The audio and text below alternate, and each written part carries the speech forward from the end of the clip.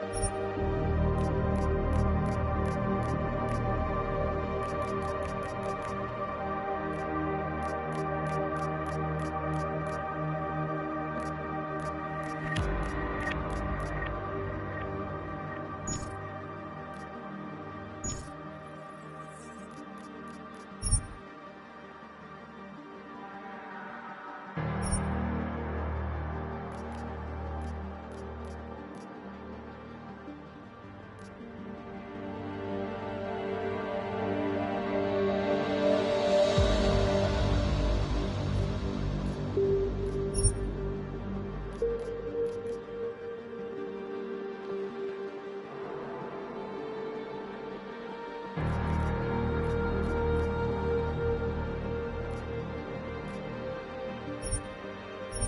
year was 2027. Advances in biotechnology were helping people improve their physical and mental abilities to an amazing degree. Provided, of course, they had enough money. A new breed of people was emerging, half human, half machine. And in Detroit, at least, not everyone was happy to see it. I'd just landed a job as head of security at Sarif Industries, a cutting-edge biotech firm. David Sarif himself handpicked me for the job, said he needed me to keep his people safe. My ex, Megan Reed, was one of them. Brilliant neuroscientist, Megan had found a way to make augmentation safe and affordable for everyone. All she had to do was present her research to Congress. But the night before her big meeting, my security measures failed. A team of Black Op mercenaries stormed into Sarif headquarters, massacring everyone in sight. 3 of the mercs were heavily augmented walking tanks. Their mission? Take out Megan and her team. I tried to stop them, but their leader tossed me through a plate glass wall. Last thing I heard as his bullets slammed into my brain was Megan's dying scream. I should have died with her. Only I didn't. High-end military-grade enhancements saved my life. The best augmentation Sarif's money could buy. It took me half a year to get a feel for them. Should have taken longer. But 6 months into my recovery, Sarif Industries was attacked again. This time, by a radical group of pro-human purists. Violent, militant, and fanatically opposed to human augmentation. They claimed to be members of Humanity Front, a non-profit organization that wanted the UN to limit biotechnology research. The thugs broke into Sarif's factory and found machinists working overtime on a top-secret military augment called the Typhoon. Sarif sent me to retrieve it, and when I did, I found one of the so-called purists next to it, wired with cerebral implants, trying to download its classified specs. Obviously, something more was going on. The AUG killed himself before I could question him. Sarif ordered me to dig deeper, so with the help of Frank Pritchard, Sarif's head of cybersecurity, I did. Turns out a second hacker had been controlling the AUG's actions from somewhere off-site. Pritchard and I tracked his signal to a secret FEMA internment camp in Detroit. The Black Op mercenaries were there. The same mercs who'd left me for dead 6 months before. Figured they'd try again when they saw me. Wasn't so easy for them this time. I took out the tank named Barrett, even got him to give me a new lead. A penthouse apartment in China. Of course, we both knew it would be a trap in the end.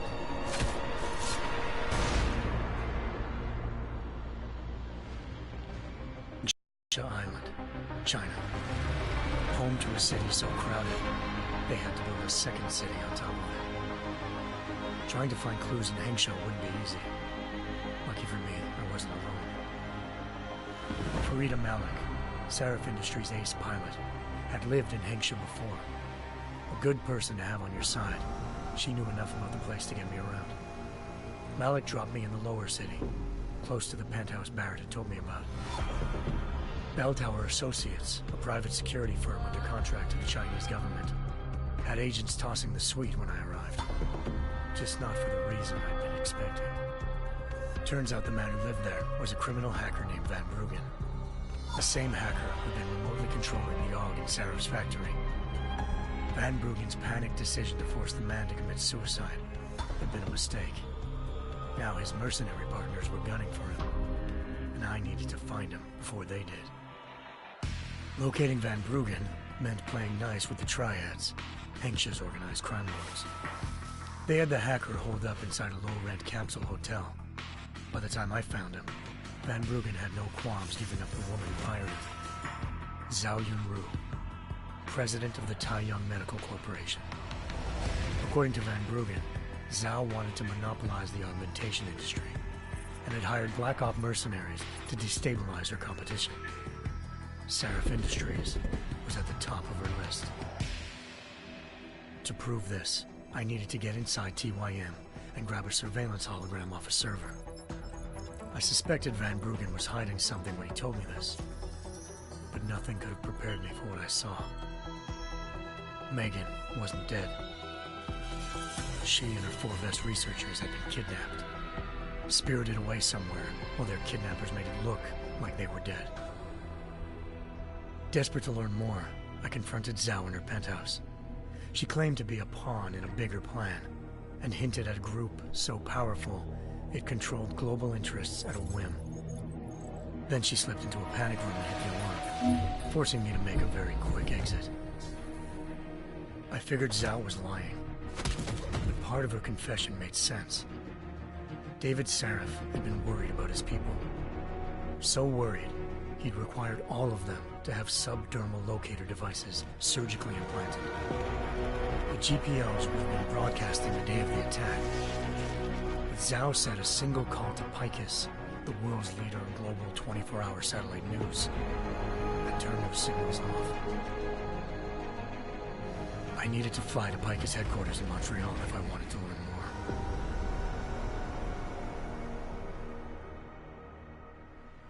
Eliza Chan, Picus Communications' First Lady of News. Malik thought I was reaching when I told her Eliza was involved in this. The world's most famous news anchor, working with a mercenary hit squad. But when I confronted Kassan in her office, she freely admitted to jamming Detroit's satellites the night Megan's team had been taken. Said she's just been following her commands. I suspected she wanted to say more. But Black Ops mercenaries showed up looking to shut us both down. And just like that, the Eliza I'd been talking to disappeared. The mercs were led by an augmented killer I'd crossed paths with twice before. Fedorova, a woman who'd made silence her best friend. She waited for me to track Eliza's transmission to a secret server room underneath the Picus complex, then jumped me from behind. A deadly fight ensued. I made sure she never moved silently again. With Fedorova down and no one left to keep Eliza quiet, she reappeared. Turns out Picus's First Lady of News wasn't a lady at all. She was a sophisticated AI program, engineered to monitor data streams and control what people believed. Eliza told me the mercs had brought in a Humanity Front doctor named Isaiah Sandoval to remove the scientist's implanted tracking devices while Detroit's satellites were down. She also told me to speak to David Sarif if I wanted to learn more. By the time Malik and I got back to Detroit, tensions between normal and augmented citizens had reached a flashpoint.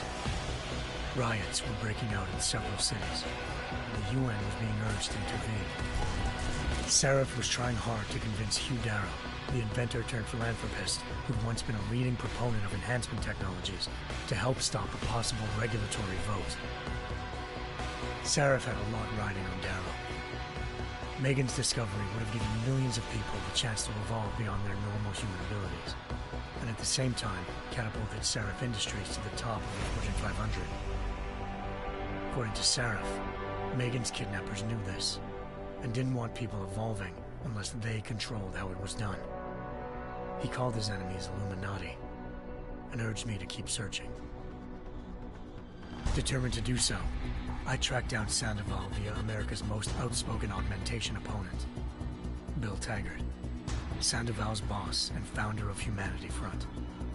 Sandoval admitted to operating on Megan's team when I confronted him, but said he hadn't removed their GPLs. He'd merely switched them to a different frequency. Pritchard was able to trace one of the signals to China. Malik and I immediately took off in pursuit. Unfortunately, the Illuminati were one step ahead.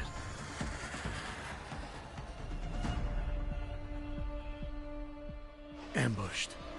Shot out of the sky by Bell Tower Associates, seconds after entering Hengsha's airspace. Malik's piloting skills saved me. After a tense and bitter struggle, I escaped into Lower Hengsha. The tracking signal I was following led straight to the Triads, or more specifically, to the augmented arm of Tong Si-hung, leader of a gang of augmentation harvesters. Tong said they'd taken the arm off a corpse, which Bell Tower had left at their door, meaning at least one of Seraph's scientists was dead. Maybe not the rest of them, though. Tong pointed me to a port used for human trafficking and helped me slip aboard a Bell Tower ship. It was sailing to Rifleman Bank Station, a military base in the South China Sea. Bell Tower was holding kidnapped civilians as prisoners there, and using them to perfect the Chiron Project, a human-computer interface that left most of its test subjects dead. My search for Megan would have ended then, if not for a mysterious ally named Quinn. In exchange for my help exposing Bell Tower, he slipped me aboard a second ship headed to Singapore, and an Illuminati-run biotech facility called Omega Ranch. 3 of Seraph's scientists were there, forced by their captors to create a technology capable of remotely shutting down augmented abilities. Thanks to an emergency recall notice issued by the World Health Organization, millions of people all over the world already had the biochip installed. With the help of the scientists, I tracked Megan to a private section of the ranch. There, I ran into Yaron Namir, the walking tank who'd put a bullet in my brain the first time we met. He'd teamed up with Zhao and was hoping to catch me off guard. Their little ambush didn't work. I found Megan in a suite belonging to Hugh Darrow, the billionaire philanthropist who'd Seraph had called on for help. Darrow had convinced her to go along with the biochip plan by promising to sabotage the tech. As she was explaining this, Darrow appeared in a global broadcast, telling the world that augmentations would be the death of mankind. Then he activated the biochips to prove his point. All over the world, augmented people flew into a killing frenzy. Darrow had betrayed everyone, and it was up to me to set things right. To do it, I had to reach Panchaea, a massive installation in the Arctic Ocean. As I raced through corridors built by an all-augmented workforce, I saw death and destruction firsthand. By the time I shut down Darrow's broadcast, I knew the damage he'd done. Still, humanity's future remained unclear. How would the world react to this sabotage? Would people ever regain their faith in augmentations again? What would be the Illuminati's next move? Only time could give us the answers.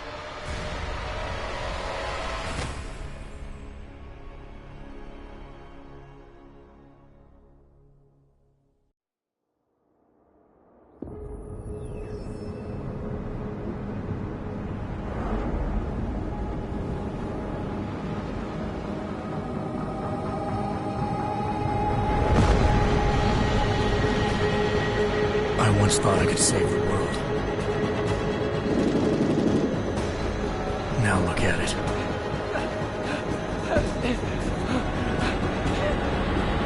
In yet another augmented terror attack, 251 passengers aboard Sista Airlines Flight 451 were killed when an augmented passenger broke into the plane's cockpit and ruthlessly butchered its flight crew.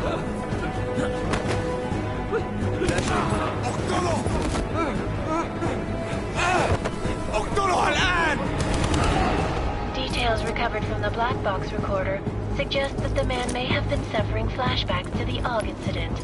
That horrible day 2 years ago when augmented people all over the world flew into a psychotic killing spree, causing the greatest loss of life in recent history. Sometimes, you just have to let go and embrace what you've become. Not gonna go all wonky on us now, Hansa, are ya? Well, if I do, MacReady, I guarantee you'll never see it coming. Agent Jensen! Am I gonna have a problem with you? No, sir. No reason to assume you would. Good. Because you are the only augmented operative on this team, and I intend to make good use of you. Listen up, all of you. We got a sandstorm barreling down our arse and we can't afford to make mistakes. We're going after this man, an arms dealer named Shepard. He's ex-Bell Tower, one of the Special Forces commanders who disappeared during the incident. And he's come out of hiding. That cannot be good. It's not. He's selling weapons and military-grade augments to terrorists. This is Aran Singh, the undercover agent who lured Shepard out of his hole. Best you see Interpol's got. For 3 years he's worked hard to get in tight with the Jinn, an Iraqi smuggling cartel that's infected the Eastern Hemisphere like a plague. Last week, our arms dealer sent a message to the Jinn, offering to sell them a shitload of black market merchandise dirt cheap. They told Singh to handle the buy. They're not gonna like it when Interpol disrupts their party. Singh's cover really that good? It is right now. We need to keep it that way. This is where the deal's going down. A half-finished high-rise hotel that's been abandoned ever since the incident. It's not a pretty picture inside. Let me guess. Most of the laborers were augmented with heavy-duty industrial rigs. So when the incident hit, and they all went schizo, things got gruesome real fast. And no one...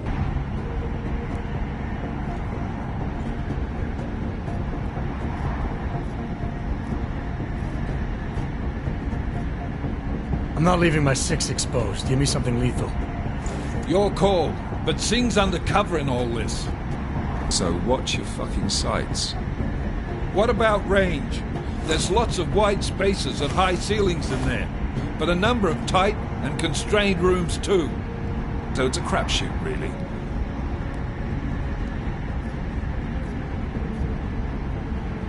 Well, I'm not looking to play dice with anyone in there. Give me something with distance. Your call. Less chance of being seen and compromising Singh that way. One last thing, Jensen. Singh said the Jinn are using some sort of portable Wi-Fi device to boost communications. He's got a better chance of maintaining cover if you disable him. I'll keep an eye out for it. But aren't we on the clock here? You said there's a sandstorm moving in. There is, and we got the intel on this mission at the very last minute. So we're scrambling a little. If it comes to it, your number one priority is keeping the Jinn out of that atrium. Copy that. Time to put away your heavy thoughts, gentlemen. We're approaching the target building. You're up first, Jensen. Let's do this. Task Force action. This is Knife Leader. Engage Hush drives and descend to Angels 1-5.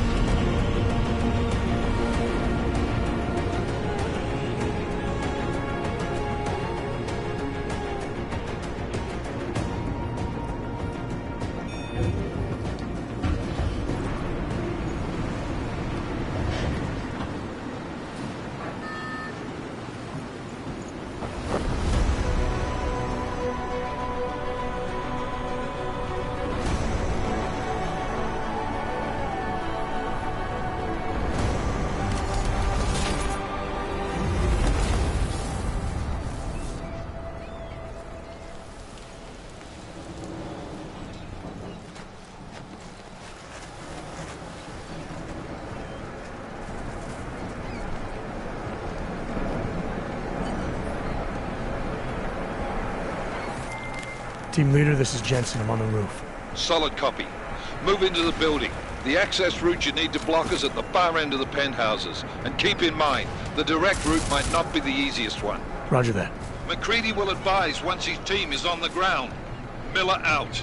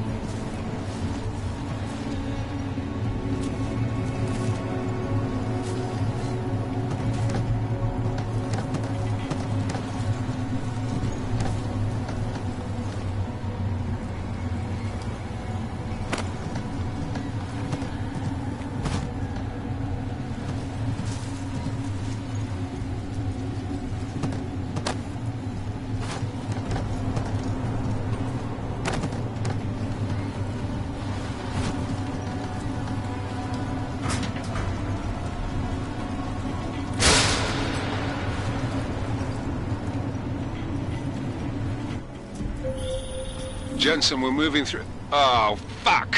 What's wrong? The Jinn have got a few Jennies up and running. Gonna have to hack keypads.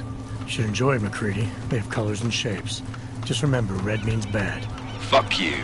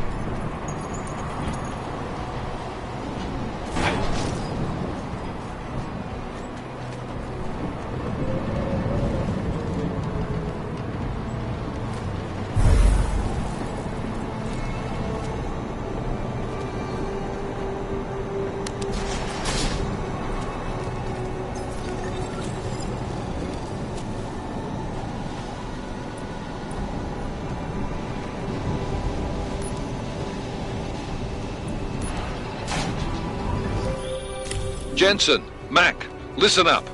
Doppler shows that sandstorm's moving in fast. It's big, and it's gonna hit us hard. God, I hate the fucking desert. Confirm visual? I can. Time is not on our side. Copy that. Solid copy.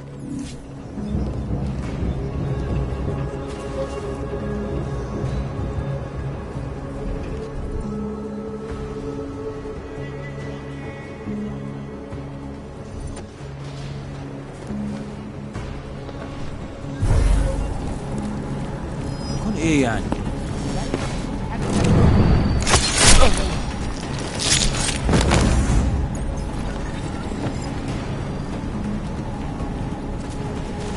دوشة دايما بيكون في حاجة تعدل علينا. هكون معاك حالا.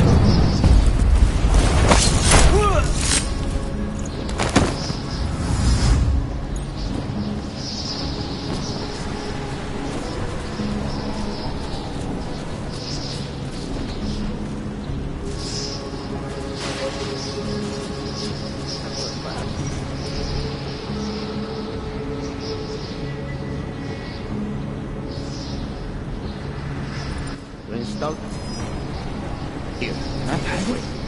خلاص اتفقنا.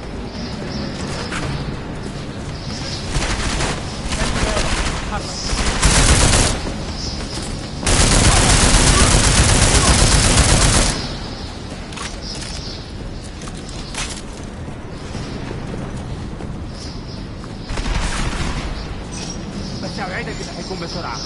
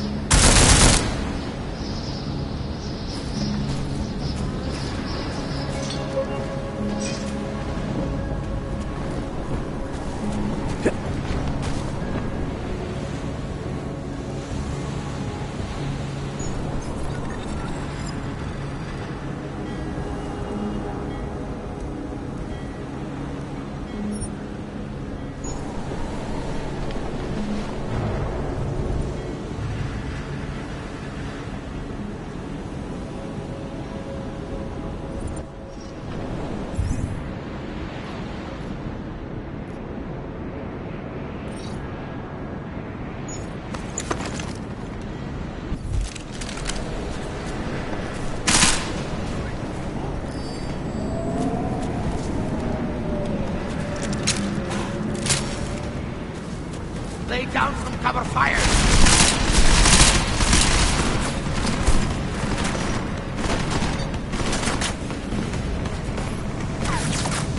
We will break you, then sell you for parts!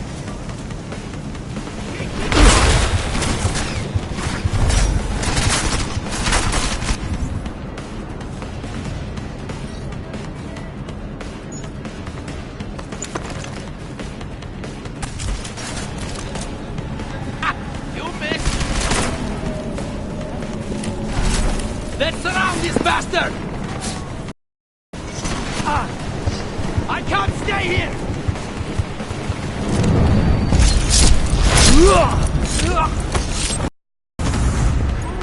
Come on!